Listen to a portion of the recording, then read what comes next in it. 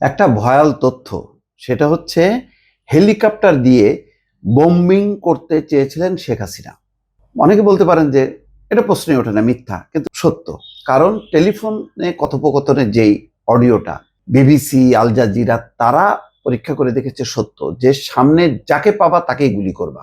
এটা ভয়াল। তা এটা যদি বলতে পারে, ওটা যদি সত্য হয়, বিদেশি গণমাধ্যমের যাচাই করা জিনিস যদি সত্য হয়ে থাকতে পারে, তাহলে এইরকম যে তিনি বলতে পারেন এটা সত্য। কারণ তিনি দেখেন হেলিকপ্টার দিয়ে বলছে যে পানি ছিটানো হয়েছে যাতে আগুন, তারপর উদ্ধার করা হয়েছে মানুষকে। ওই হেলিকপ্টার দিয়ে টিয়ার গ্যাস মারা হয়েছে, গুলি করা হয়েছে, বাচ্চারা মারা গেছে। তো মানে এইরকম মিথ্যা কথা যদি বলতে পারে, তার পক্ষে এইটা নির্দেশ দেওয়া স্বাভাবিক যে বোম্বিং করো। এটা হচ্ছে জুলাই ছাত্র জনতার আন্দোলন যখন তুঙ্গে, তখন সাবেক প্রধানমন্ত্রী শেখ হাসিনা ৩৬ সেনা মোতায়েন করতে চেয়েছিলেন। তিনি আরো বলেছিলেন হেলিকপ্টার ব্যবহার করে বম্বিং করা হবে। বুধবার আন্তর্জাতিক অপরাধ ট্রাইব্যুনাল ১-এ শেখ হাসিনা এবং জাসদ সভাপতি হাসানুল হক ইনুর সঙ্গে কথোপকথনের একটি অডিও শোনা হয়। অডিওতে শেখ হাসিনাকে এই পরিকল্পনার কথা বলতে শোনা গেছে।